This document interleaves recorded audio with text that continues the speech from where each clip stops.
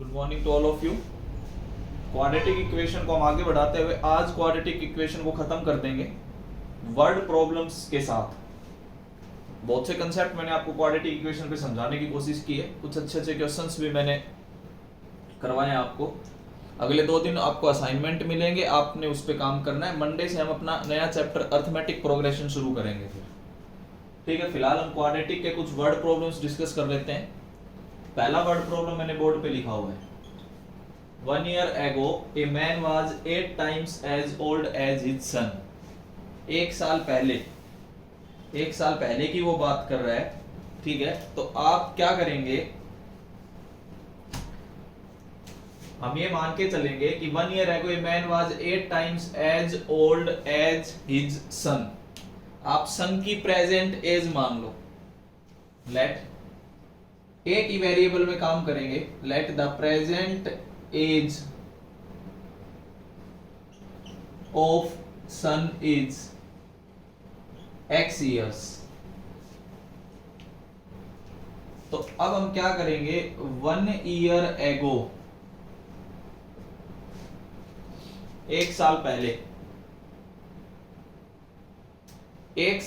की अगर हम बात करें तो age of son x minus 1 years और एज ऑफ फादर वो 8 टाइम्स बोली गई है, तो 8 into X minus 1 years.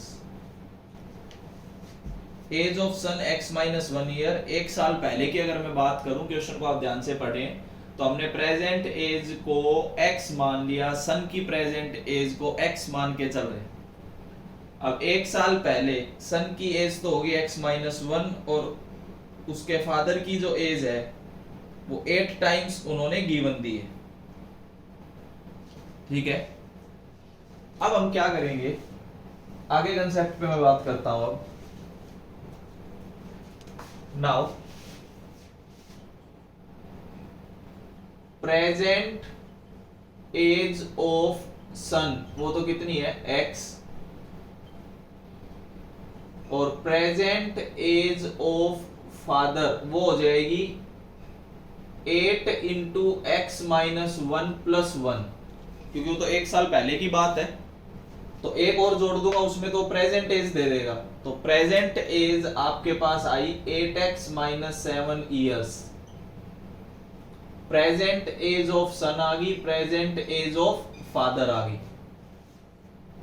According to question present age कैसे आई आप समझ सकते हैं। एक साल पहले अगर वो एज थी तो एक साल के बाद प्रेजेंट एज की तो बात करेंगे, तो प्रेजेंट एज निकालने के लिए हम एक साल उसमें जोड़ सकते हैं। तो x माइनस 1 में अगर मैं 1 जोड़ता हूं तो x आता है, और 8 इंटू एक्स माइनस 1 में अगर मैं 1 जोड़ता हूं तो 8x माइनस 7 आता है। According to question his age is equal to square of its his son's age, मतलब 8x minus 7 is equal to square of its son's age. ये कंडीशन गिवन है।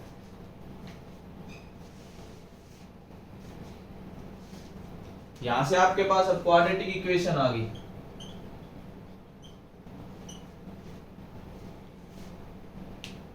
इसको अगर आप सोल्व करोगे तो x की वैल्यू 7 और x की वैल्यू 1 आएगी।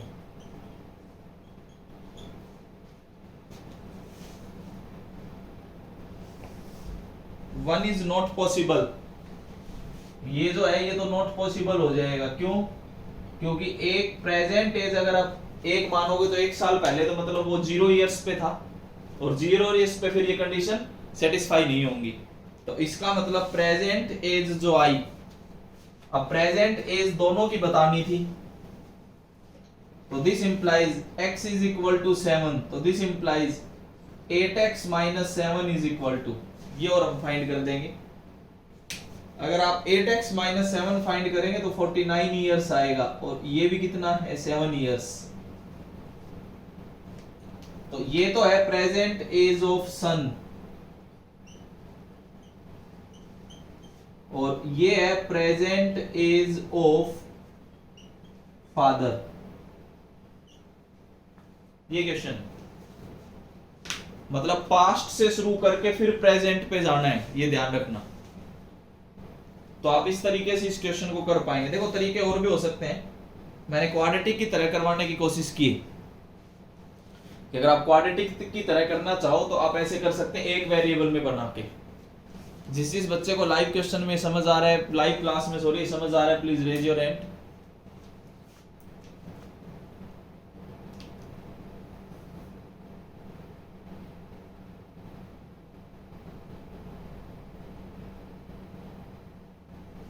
देखिए next,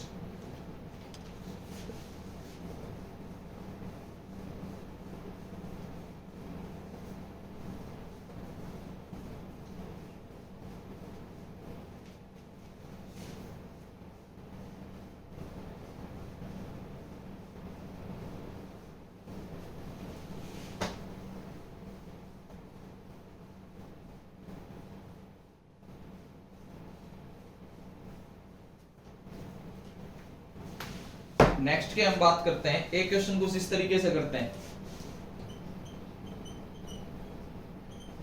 a 2-digit number is such that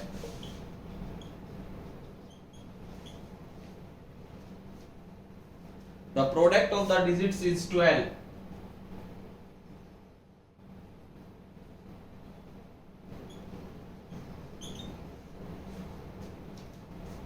When 36 is added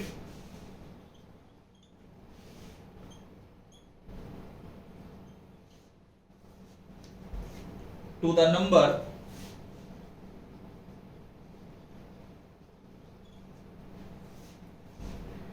the digits interchanged their places.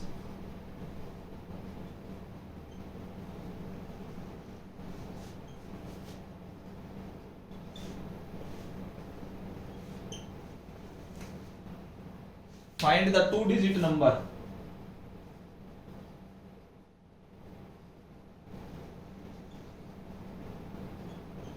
हमें 2-digit नंबर बताना है। देखिए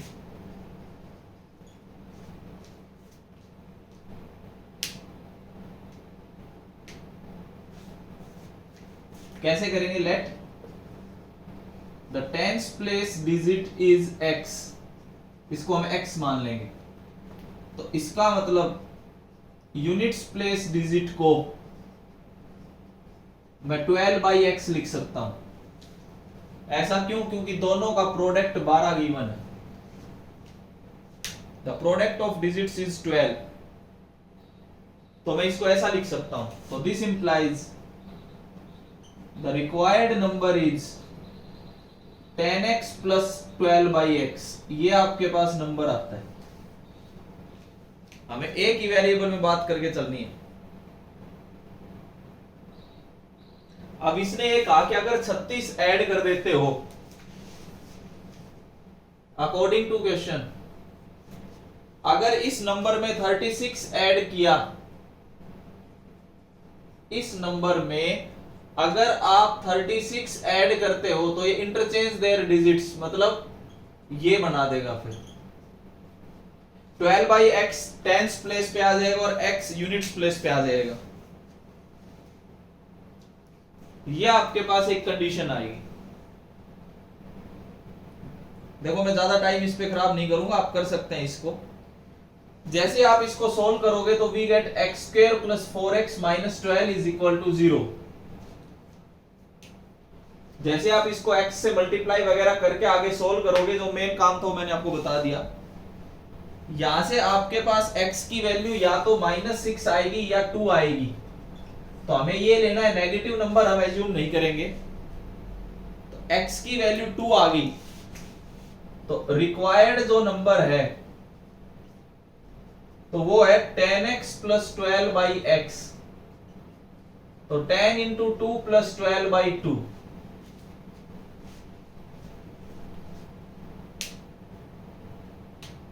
The number is 26।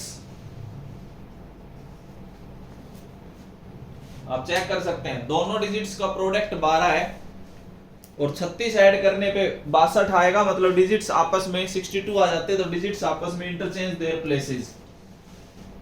तो इस तरीके से आपके पास एक क्वेश्चन ये है। एक ही वेरिएबल में हम बना के चल रहे हैं, क्वाड्रेटिक इक्वेशन पे आप पहुंचेंगे। एक इस टाइप से क्वेश्चन है, देखो अलग अलग टाइप के मैं अलग अलग क्वेश्चंस लिख रहा हूं।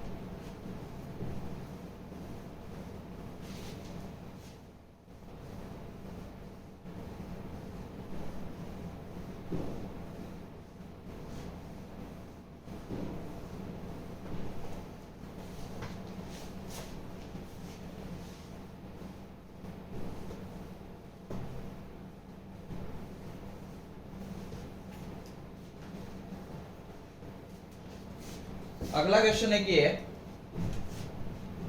ए पैसेंजर ट्रेन, एक इस टाइप से करवा देता हूं, takes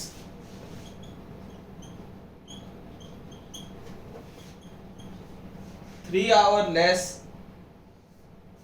for a journey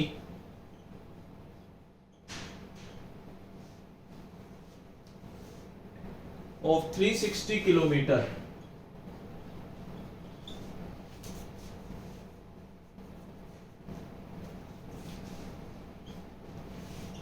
if its speed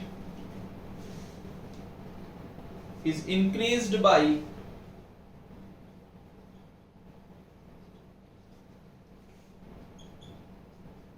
10 kilometer per hour from its usual speed.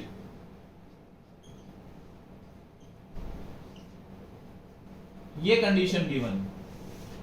A passenger train takes 3 hours less for a journey of 360 km if its speed is increased by 10 km per hour from its usual speed. Find its usual speed. इसकी usual speed बतानी है क्या होगी। देखिए जो find करना उसको x मान लेते हैं, that the usual speed of train is x kilometre per our. आप x kilometre per our usual speed लेके चल सकते हैं। अब ऐसे केस में स्टार्टिंग में अगर आप देखें तो देखो डिस्टेंस तो है 360 किलोमीटर, तो यहां से जो टाइम लगा उसको मैं t1 लिख लेता हूं। Distance by speed 360 by x hours.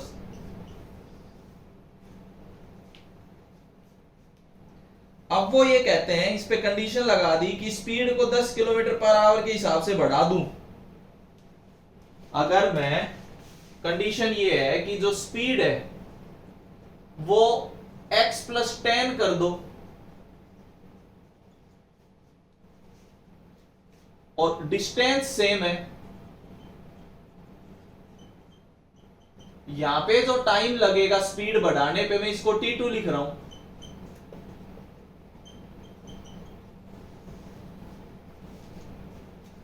अब अकॉर्डिंग टू क्वेश्चन t1 में से t2 घटा दूं तो 3 आना चाहिए। 3 घंटे कम लगे हैं स्पीड बढ़ाने पे, तो 360 बाई एक्स माइनस,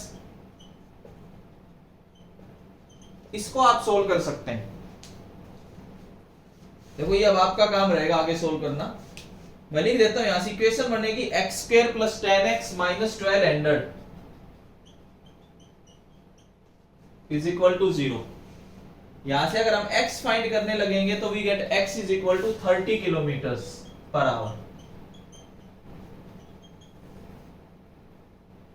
ये इसका आंसर। तो ये स्पीड के रिगार्डिंग मतलब सारा क्वाड्रेटिक में ही बनेगा, एक ही वेरिएबल में हम काम कर रहे हैं सारा। अगर हमने स्पीड को 10 किलोमीटर पर आवर के हिसाब से बढ़ा दिया तो हमारा टाइम 3 घंटे कम लगा। तो इस तरीके से देखो वर्ड प्रॉब्लम्स में वो कुछ भी बना सकता है। जिस बच्चे को ये समझ आ रहे हैं आज के questions please raise your hand.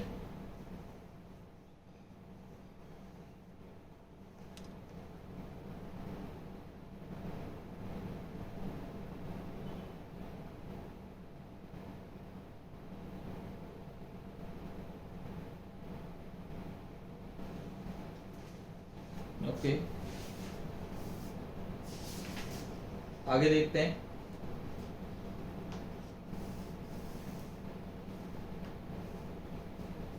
Note जरूर करते चलें।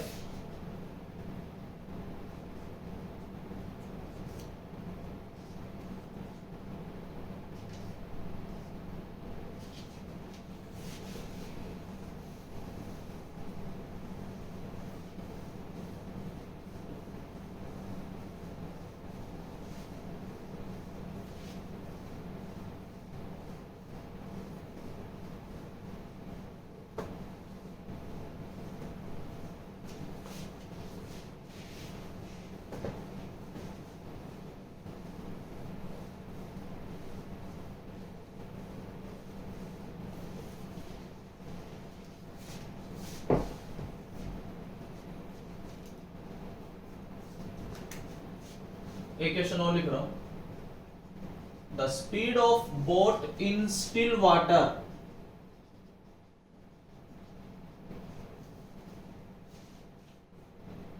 is 15 kilometer per hour.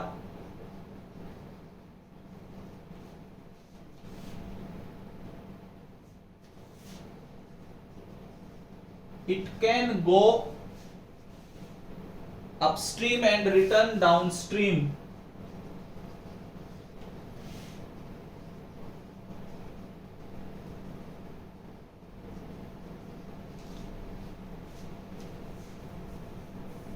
To original point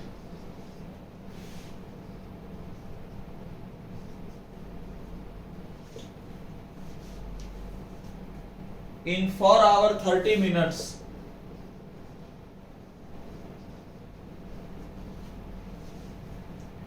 Find the speed of stream.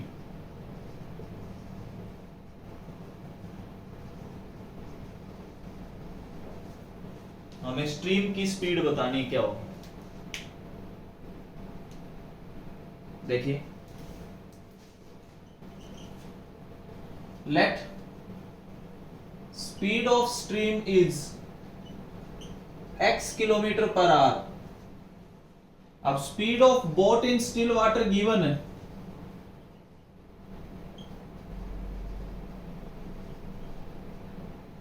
$15 kilometre per our.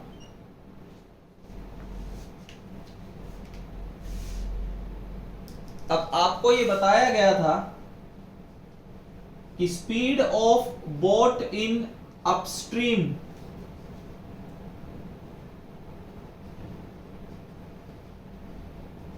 -x kilometre per hour और speed of boat in downstream, ये मैंने आपको पहले बताया हुआ है, 15 + x। अपस्ट्रीम और डाउनस्ट्रीम पहले मैं क्लियर कर चुका हूं। लीनियर इक्वेशन इन 2 वेरिएबल में आपको मिलेगा, लेकिन वहां पे 2 वेरिएबल होते थे, यहां पे 1 वेरिएबल। अब इस कंडीशन पे हम पहुंच गए। अब वो ये कहता है कि 30 किलोमीटर वो पहले तो अपस्ट्रीम गया, फिर रिटर्न आया डाउनस्ट्रीम, और टोटल उसको 4 आवर 30 मिनट्स लगे। तो देखो सीधी सी कंडीशन हम ये लगाएंगे, अकॉर्डिंग टू क्वेश्चन, जाते time distance 30, speed 15 - x, plus आते टाइम डिस्टेंस 30, स्पीड 15 + x। जाते टाइम तो वो अपस्ट्रीम में था, आते टाइम वो डाउनस्ट्रीम में था। 4 आवर 30 मिनट्स, 4 आवर 30 मिनट्स का मतलब है 9/2 आवर्स। तो जाने और आने में टोटल समय जो उसको लगा, टोटल टाइम जो उसको लगा, वो आया 9/2 के इक्वल। यहां से जब आप इसको सोल्व करने लगोगे तो आपको कुछ, ये सोल्व आप कर लेना, आपको कुछ ऐसी इक्वेशन मिलेगी, x² = 25। सिंपल ये आएगा। तो आप नेगेटिव तो ले नहीं सकते, तो इसका मतलब यहां से x की वैल्यू क्या आई, 5 kilometre per our is the answer. Calculation आप करेंगे, मैं केवल कंसेप्ट समझाता चल रहा हूं। कैलकुलेशन का काम आप कर सकते हैं। कंसेप्ट्स मैंने सारे अलग अलग तरीके के मैं बोर्ड पे क्लियर करता चल रहा हूं।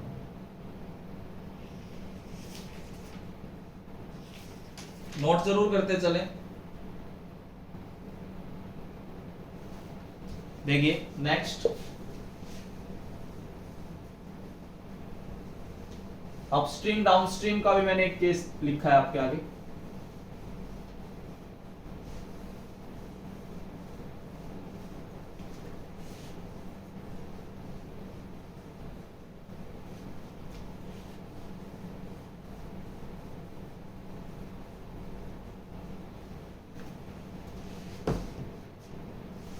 एक क्वेश्चन लिख रहा हूं, the sum of the squares of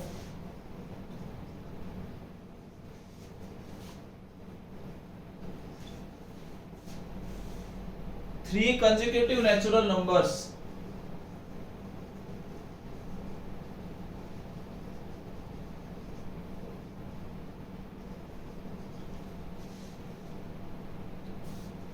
is 1 1 10, determine the numbers. Simple सा क्वेश्चन मैंने लिखा।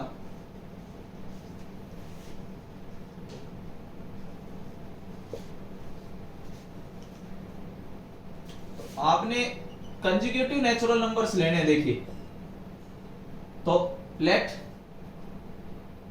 The numbers are x, x plus 1, x plus 2। तीन कंसेक्यूटिव नेचुरल नंबर्स हमने लेने थे, एक x लिया, एक x प्लस 1 लिया और एक x प्लस 2 लिया।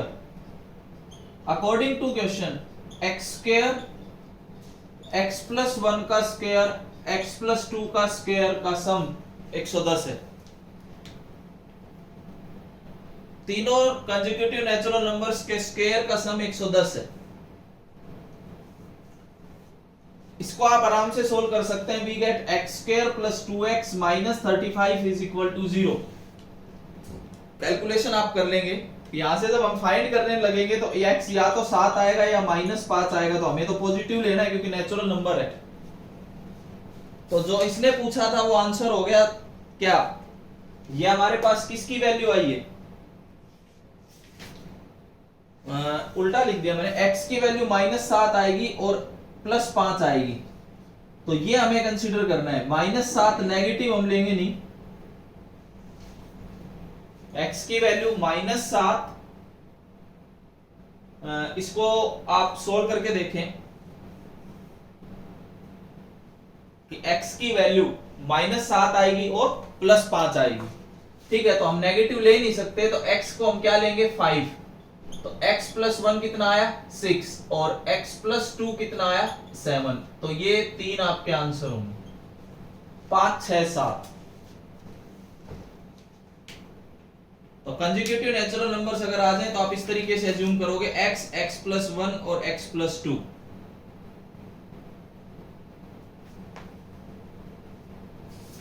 नोट करते चलें।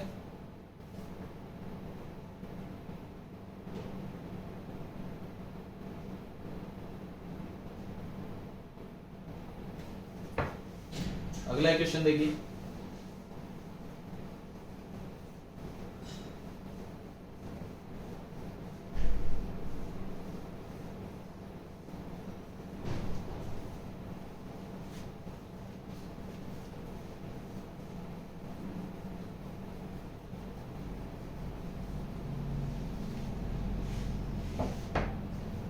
two pipes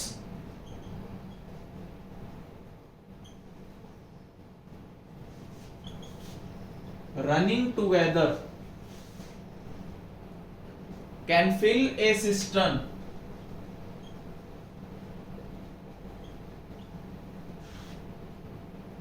in 3 1/13 minutes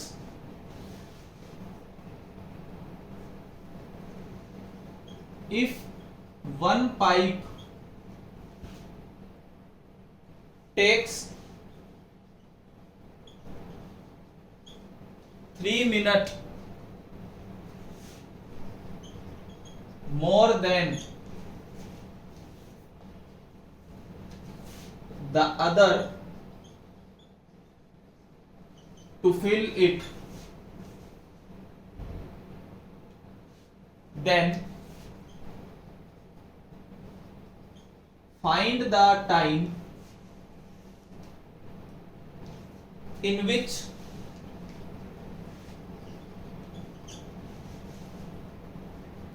each pipe would fill the cistern.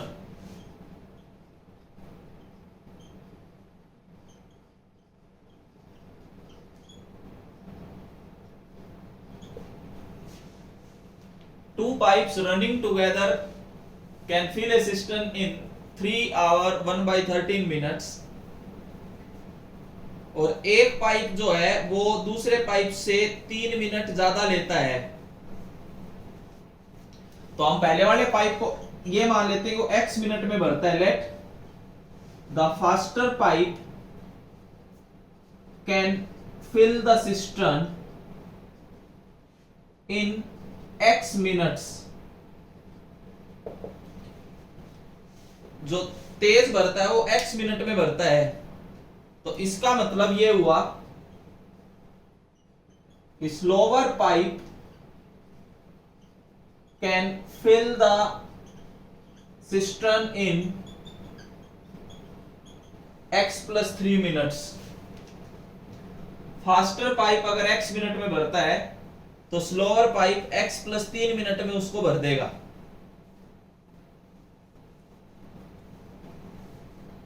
ये तो कंडीशन इसमें गिवन है कि 3 मिनट का फर्क आ रहा है। इसके बाद आप पढ़ें two pipes running together can fill a cistern in. पहली जो लाइन है उसको अगर आप देखें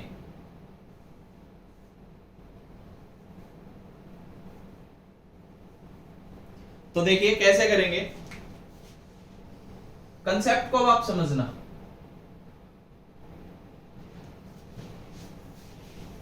फास्टर पाइप,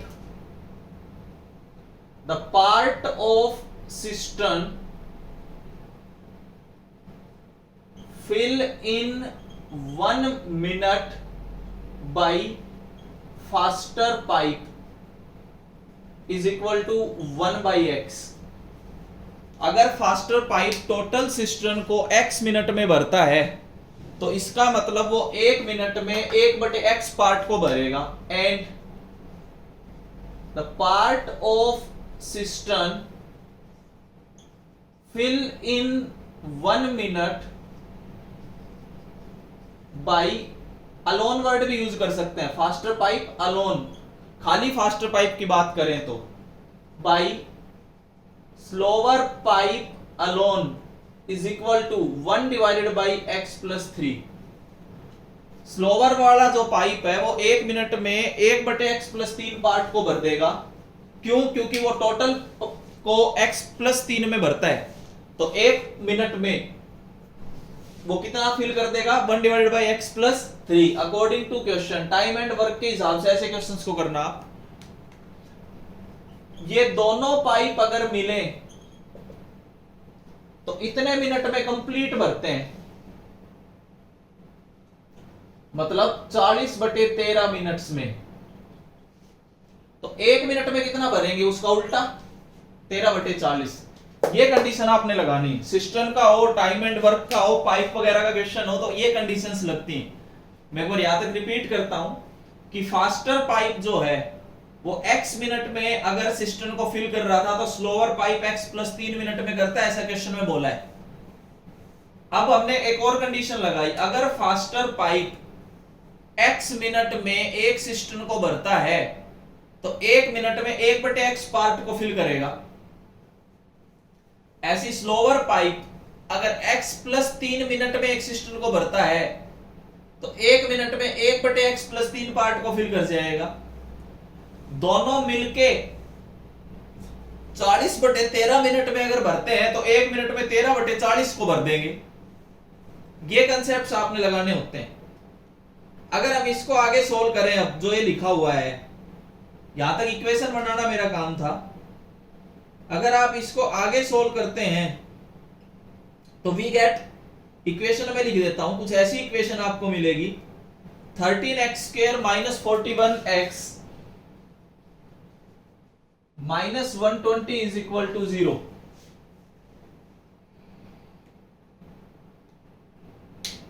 यहां से जब आप फाइंड करने लगेंगे तो x की वैल्यू 5 आ जाएगी। आप कर लेना इसको सोल्व।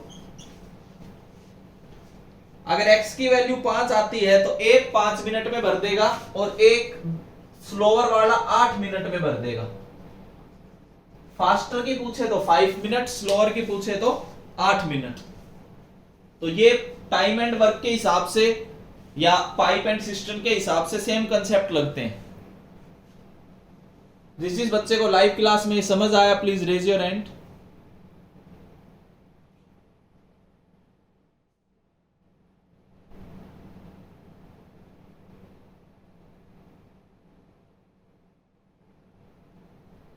ठीक है, मैं यहां पे क्वाड्रेटिक इक्वेशन के चैप्टर को क्लोज करता हूं, खत्म करते हैं हम इसको। ठीक है, 2 दिन आपने इस पे काम करना है, मॉड्यूल्स पे काम करना है, असाइनमेंट पे काम करना है। मंडे से हम अपना नया चैप्टर शुरू करेंगे, अरिथमेटिक प्रोग्रेशन। Thank you.